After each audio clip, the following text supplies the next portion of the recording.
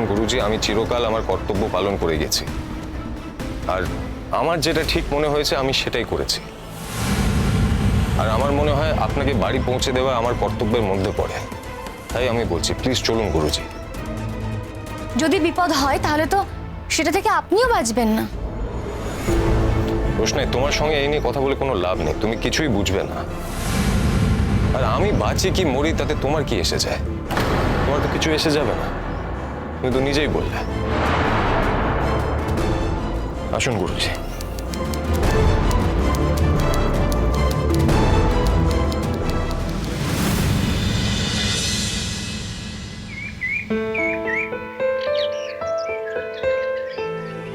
ওকে গুরুজি, তাহলে আমি এলাম।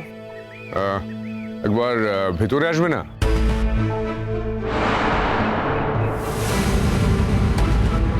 গুরুজি, আপনার মেয়েকে জিজ্ঞেস করুন। আসলে এই বাড়িতে তো আপনি আর আপনার মেয়ে থাকেন, এবার আপনার মেয়ের এত তীব্র আপত্তিতে আমি যাই কি করে বলুন? এসো, আমি তো ডাকছি। বাবা, কেন? দরকার আছে। তোমার কোনো ক্ষতি হবে এমন কোনো কাজ তোমার বাবা করবে। বাবা, তুমি কিন্তু শুধু শুধু অশান্তি ডেকে আনছো। আমাদের জীবনে অশান্তি কি কিছু কম আছে? ওকে তো এতদিন ডাকিনি, তো আমাদের জীবনে অশান্তি কি কিছু কমেছে? অশান্তিকে ভয় পেলে চলবে না। আরুনক, ভেতরে এসো। মা, ওর জন্য এক কাপ চা করে দাও।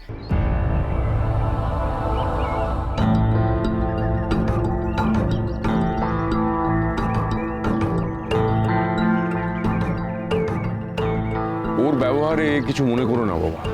আসলে কোর্টের বাইরে ওর এত মানসিক ধকল যাচ্ছে, ওর উপর এত আক্রমণ হচ্ছে, এত খারাপ কথা শুনছে। তাছাড়া তুমি যে আমাদের পাশে আছো, গরিমা তো সেটা মেনে নিতে পারিনি একদম। তার থেকে 10 গুণ বেশি আমাকে শুনতে হয় গুরুজি। আমি তো এই বাড়িতে থাকি, তবু আমি রোশনের লড়াই ওর সঙ্গে থাকবো বলেই আছি। তোমার মনোবল দেখে আমি অবাক হয়ে যাচ্ছি, আর সেই জন্যই তো ভেতরে আসতে বলছি। এসো এসো, ভেতরে এসো।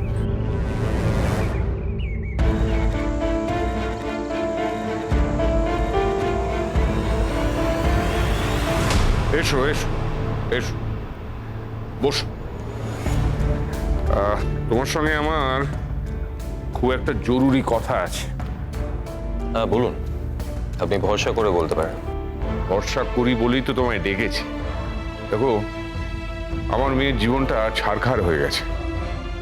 হ্যাঁ, এর পেছনে আমারও ভূমিকা আছে।